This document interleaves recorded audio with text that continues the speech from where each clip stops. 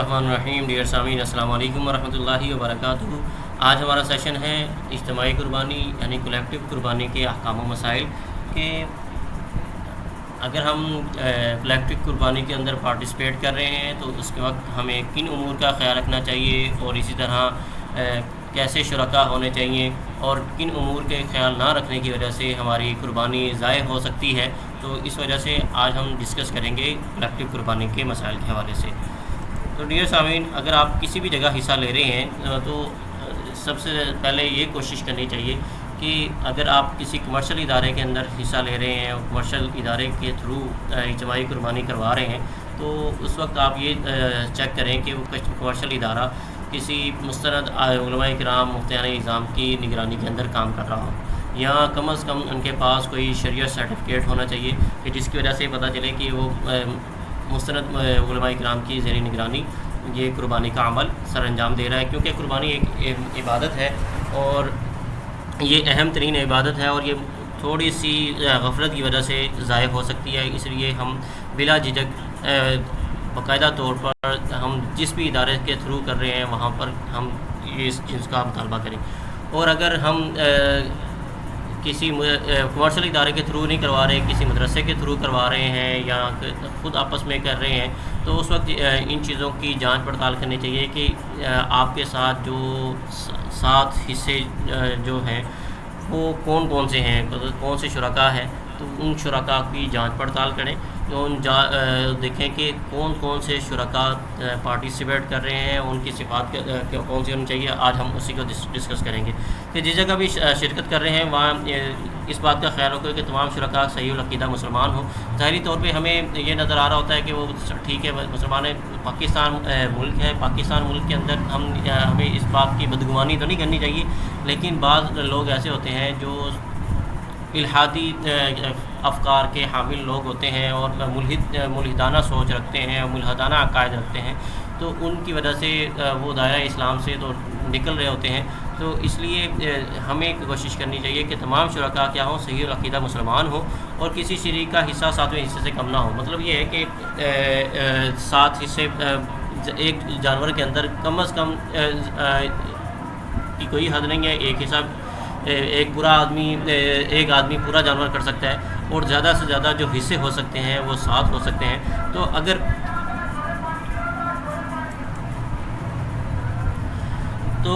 کسی شریک کا حصہ 7ویں حصے سے کم نہ ہونے سے مطلب یہ ہے کہ اگر ایک جانور کے اندر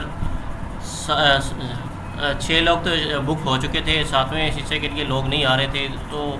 اب 2 لوگوں کو کسی نے کہہ دیا کہ کیا کرو، آپ لوگ اپنا نا پیسے دو، آدھے پیسے دے دو اور اس کے اندر شامل ہو جاؤ۔ تو اس طرح 2 لوگ اور شامل ہو گئے، مطلب 8 لوگ اس میں شریک ہو گئے، تو اس طرح قربانی صحیح نہیں ہوگی۔ اب اگر پیسوں میں برابری ضروری نہیں ہے کہ اگر فی شیئرز قربانی کے اندر وہ 30,000 40,000 50,000 کا مل رہا تھا، لیکن جو مالک تھا اس نے کیا کیا، باقی 5-6 شرکاء کو تو 50,000 کے اندر دے دیا، اور کوئی شریک ایسا تھا کہ جس کے اندر اتنی ایبلٹی نہیں تھی کہ وہ 50,000 کا شیئر خرید سکتا، یا وہ اس کا دوست ہو اور وہ اس کا حصہ کیا کرتے شیئرز کے اندر 30,000 کو اس میں بھیج دے، تو اس کے اندر کوئی قربانی کے اوپر کوئی اثر نہیں پڑے گا۔ اور نمبر 3 یہ ہے کہ قربانی کرنے سے مقصود تمام شرکاء کی نیت کیا ہو، ثواب حاصل کرنے کی ہو، کہ اگر کسی شریک کی نیت یہ ہے کہ وہ کیا کرے گا، گوشت کھائے گا، تو اس طرح ان کی قربانی جائز نہیں ہوگی۔ تو اس چیز کا ہمیں اہتمام کرنا چاہیے۔ اگر ہم اپنے کسی محلے کے اندر یہ اجتماعی قربانی کر رہے ہیں یا کسی ادارے کے تھرو قربانی کر رہے ہیں، تو آپ اس چیز کا اہتمام کریں۔ اگر کمرشل ادارہ ہے تو وہ اور وہ مختلف علماء کرام کی نگرانی کے اندر کام کر رہا ہوگا، تو وہ تو اس بات کا خیال رکھے گا کہ تمام شرکاء کی نیت کیا ہو، ثواب حاصل کرنے کی ہو۔ اور اگر کوئی ادارہ ایسا ہے کہ جو مستند علماء کرام کی نگرانی میں کام نہیں کر رہا، یا محلے کے لوگ ایسے ہیں کہ جو ان کو دین کے مسائل کا نہیں اتنا علم، تو اس صورت کے اندر ان چیزوں کا مذاکرہ کر لینا ضروری ہے، اور نمبر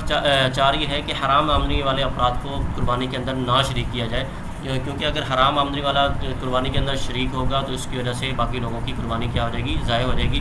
اب اس صورت کے اندر اس کی صورت یہ سمجھ لینی چاہیے کہ اگر ہمیں کسی کے بارے میں پکی طور پر معلوم ہے کہ اس کی آمدنی کیا ہے، حرام ہے، تو اس وقت تو اسے ہم صاف طور پر منع کر دیں، اور حرام آمدنی والا زیادہ انسسٹ بھی نہ کرے کہ مجھے اس کے اندر شامل کیا جائے۔ البتہ اگر وہ زیادہ انسسٹ کر رہا ہے تو اس صورت کے اندر ہم اسے یہ کہیں گے کہ وہ کیا کرے، حلال مال کی طرح سے قرض لے لے، کسی سے قرض لے کر ہمیں وہ دے دے، اور پھر اس کو شامل کیا جا سکتا ہے۔ اور اسی طرح اگر کسی کے بارے میں پکا طور پہ معلوم نہیں ہے کہ بھئی اس کی آمدنی حلال ہے یا حرام ہے، تو اس صورت کے اندر احتیاط یہ ہے کہ مطلب مشکوک آدمی ہے نظر لگتا ہے، تو اس صورت کے اندر تو اوائڈ کرنا چاہیے کہ اس کو شامل نہ کیا جائے۔ البتہ وہ شامل ہو رہا ہو تو اس صورت کے اندر ہمیں زیادہ بدگمانی نہیں کرنی چاہیے، بلکہ اس کو کیا کر لینا چاہیے، شامل کر لینا چاہیے۔ اگر کسی کی آمدنی کیا ہے، دونوں طرح کی ہے، حلال بھی ہے حرام بھی ہے، اور حلال آمدنی زیادہ آتی ہے اور حرام آمدنی کم آتی ہے، تو اس صورت کے اندر اسے یہ کہا جائے گا کہ اپنی حلال آمدنی سے کیا کرے، وہ اس پہ پے کرے۔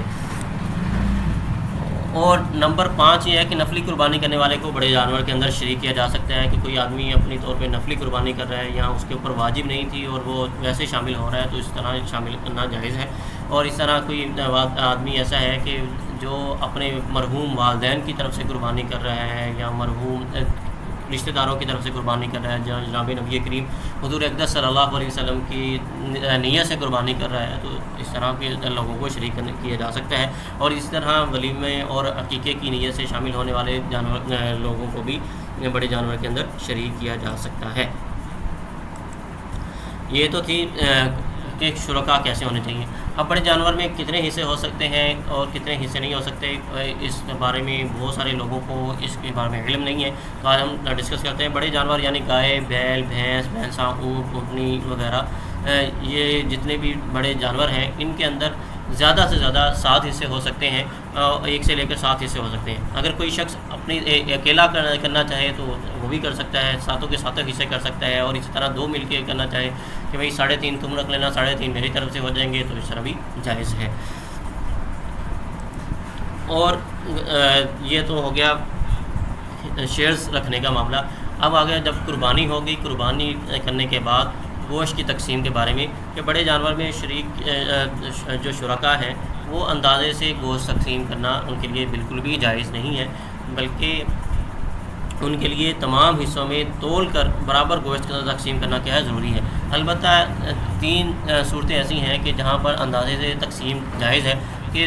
اگر 7 شرکاء ہیں اور اندازے سے 7 ڈھیریاں بنا لیں اور اس کے بعد کیا کریں، پائے، کلیچی اور اس طرح سیری وغیرہ، یہ ساری چیزیں ہر حصے میں رکھ دیں، تو اس صورت کے اندر اندازے سے تقسیم بھی جائز ہو جائے گی۔ یہاں یہ کہ تمام شرکاء کی نیت کیا ہے، اس گوشت کو صدقہ کرنے کی ہے، تو اس صورت کے اندر بھی صدقہ کر سکتے ہیں۔ اور نمبر 3 صورت یہ ہے کہ سب شرکاء ایک ہی گھر کے اندر رہتے ہیں اور ان کا کچن بھی ایک ہی ہے اور ایک گھر کے اندر ان کا کھانا پکانا ہوتا ہے، تو اس صورت میں اگر وہ تقسیم نہ بھی کریں تو کوئی مسئلہ ہی نہیں ہے، یا اندازے سے تقسیم کر لیں تو تب بھی کوئی مسئلہ ہی نہیں ہے، تو اندازے سے تقسیم جائز ہو سکتی ہے۔ تو اس کے بعد یہ ہے کہ جانور کی دیکھ بھال کون کرے گا۔ اب ہم نے جانور لے کے آگے اور وہ جانور کیا ہے باندھ کے رکھے، اگر کمرشل ادارہ ہے وہ تو خود ہی اس کی دیکھ بھال کرے گا، اور دیکھ بھال کرنے کی صورت میں اندر وہ سروس چارجز وصول کر لے گا۔ اور اس طرح دیگر ادارے ہیں تو وہ بھی کیا کر لیں گے، سروس چارجز وصول کر لیں گے۔ اور لیکن اگر کیا ہے کسی محلے کے اندر ہو رہی ہے، 7 لوگ اس کے اندر شریک ہیں، تو اب ان شرکاء میں سے کوئی ایک آدمی کیا کرتا ہے کہ میں اس قربانی کے جانور کا خیال رکھ لوں گا، تو اس صورت کے اندر تو کوئی قربانی کا خیال رکھ لے گا، لیکن اس کے اوپر آنے والے اخراجات، مطلب اس کے چارہ وغیرہ جو چیزیں ہوں گی، تو سارے کے سارا اس کی جتنی بھی سروس ہوگی اور اس کے اوپر جو اخراجات ہوں گے، ایکسپینس ہوں گے، وہ سارے کے سارے کیا ہو جائیں گے، تمام شرکاء کے اوپر ڈیوائڈ کر دیے جائیں گے، اور پھر تمام شرکاء اس کی وہ قیمت ادا کر دیں گے۔ اگر شرکاء میں سے کوئی ایک ادا کرنا چاہے کہ بھئی یہ میں قربانی کے جانور ہے، قربانی کے جانور کے اوپر جتنے بھی اخراجات آ رہے ہیں وہ میں ادا کر دوں گا، تو یہ بھی جائز ہے۔ اور اسی طرح اگر کوئی ایک شریک راضی نہ ہو رہا ہو تو اب اس صورت کے اندر تمام شرکاء کی ذمہ داری ہے جانور کی دیکھ بھال کرنا، اور باقی عید کے باقی ایام ہیں وہ ان ایام کے اندر سب مل کے اس کی دیکھ بھال کریں گے۔ اب اجتماعی قربانی میں سے بچنے والی رقم کا حکم، بعض دفعہ کیا ہوتا ہے کہ بعض لوگ کیا کر رہے ہوتے ہیں کہ پہلے ہی ایکسپنس کی صورت کے اندر اور جانور کی قیمت سے زیادہ پیسے لے لیتے ہیں کہ ہم کیا کریں گے، اسی کے ذریعے کیا کریں گے، جانور کے اوپر جو اخراجات آئیں گے وہ بھی اسی سے ادا کریں گے، اور اسی سے جانور خریدیں گے، اور اسی سے کسائی جو ہوگا اس کی فیس ادا کریں گے۔ تو اس صورت کے اندر جو اضافی رقم لے لی گئی ہے، اب بعد میں یہ ریمیننگ اماؤنٹ بچ کے چکی ہے، تو اس صورت کے اندر ریمیننگ اماؤنٹ کا حکم کیا ہے؟ اگر ریمیننگ اماؤنٹ کیا ہوگی، بچ چکی ہے، تو اس صورت کے اندر شرکاء کو لوٹانا ضروری ہے، کوئی شریک اس کو اپنے پاس نہیں رکھ سکتا۔ البتہ اگر یہ ہے کہ کوئی ایک شریک نے کیا کیا ہوا تھا، اپنے پاس جانور کا دیکھ بھال کیا تھا اور تمام شرکاء راضی ہیں کہ بھئی کیا کر لے، باقیہ جو رقم بچے گی وہ یہی شریک اپنے پاس رکھ لے گا، تو اس صورت کے اندر وہ اپنے پاس رکھ سکتا ہے۔ اس طرح کمرشل ادارے ہیں، کمرشل ادارے پہلے سے ہی رقم وصول کر لیتے ہیں اور ایکسپیکٹڈ ایکسپنس کی صورت کے اندر، اور بعد میں کیا ہوتا ہے، رقم بچ جاتی ہے، تو اس بچنے والی رقم جو ہے وہ شرکاء کو واپس کرنا ضروری ہے۔ تو اگر شرکاء کیا کریں کہ باقی جو رقم بچے گی، اگر پہلے سے ہی یہ طے کر لیں کہ وہ جو باقی رقم بچے گی وہ ہم کیا کر دیں گے، انفاق فی سبیل اللہ، یعنی اللہ کے راستے میں خرچ کر دیں گے، وہ اللہ کے راستے میں خرچ کی جا سکتی ہے اور اس کو صدقہ کرنا کیا ہوگا، لازم ہوگا۔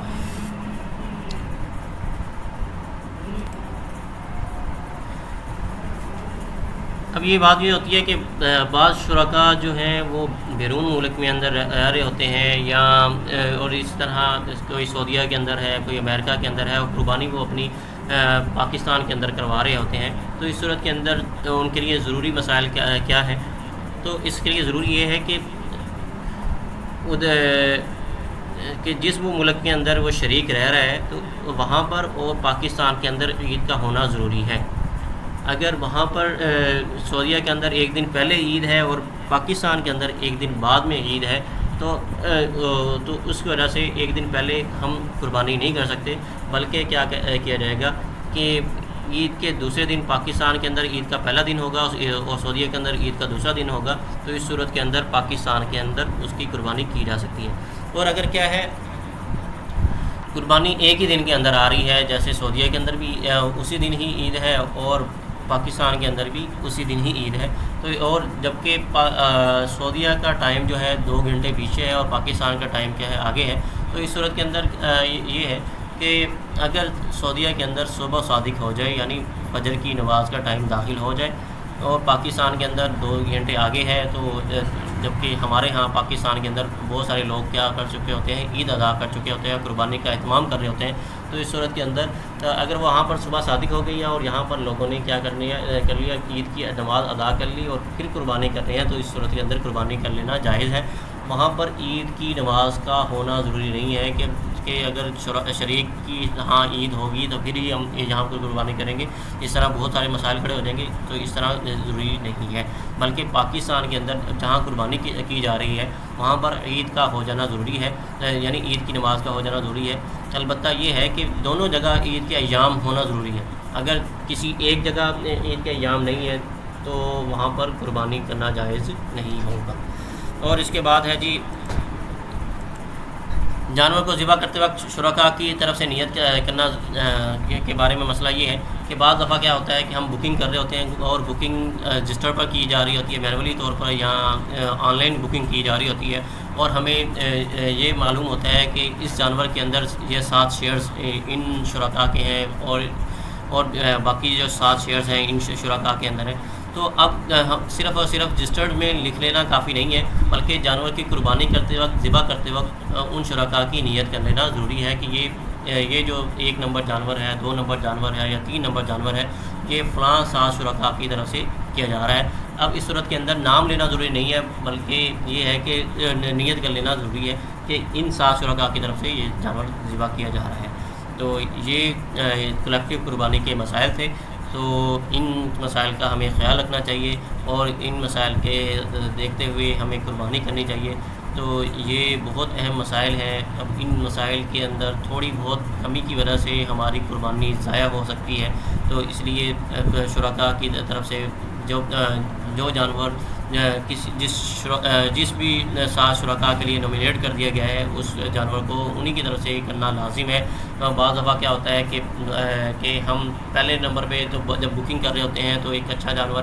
نومینیٹ کر دیتے ہیں کسی شرکاء کے لیے، پھر بعد میں جب ہماری فیملی کے یا ہمارے قریب کے فرینڈس آتے ہیں تو وہی جانور کیا کر دیتے ہیں، ان کے نام کر دیتے ہیں، اور جن کی پہلے ہم نے نومینیٹ کیا ہوتا ہے ان کو دوسری سائٹ پر کیا کر دیتے ہیں، شفٹ کر دیتے ہیں۔ تو یہ ایسا کرنا جائز نہیں ہے۔ جن لوگوں کے پہلے سے نومینیٹ کر دیا گیا ہے اور ان کے لیے جانور منتخب کر دیا گیا ہے، اب ان کی اجازت کے بغیر ان کو کسی دوسرے جانور کی طرف شفٹ کرنا جائز نہیں ہے۔ البتہ یہ ہے کہ بعض صورتحال ایسی ہو جاتی ہے کہ ناگزیر صورتحال ایسی ہو جاتی ہے کہ جانور بیمار ہو جاتا ہے، جانور چوری ہو جاتا ہے، تو اس صورت کے اندر ان سے اجازت لے کے دوسرا جانور کر لینا چاہیے۔ تو یہ مسائل تھے، ان مسائل کا خیال رکھتے ہوئے ہمیں قربانی کرنی چاہیے، اور یہ قربانی ایک عظیم عمل ہے، اور یہ قربانی ایک بہت اہم فریضہ ہے، اور اس فریضے کو ادا کرنے کے لیے جتنی اس کے بارے میں فضائل آئے ہیں اور اسی طرح اس سے متعلق مسائل بھی ہیں، ان مسائل کا خیال رکھتے ہوئے ہم قربانی کریں گے تو ہماری قربانی کیا ہو جائے گی، ادا ہو جائے گی۔ تب تک کے لیے اللہ حافظ۔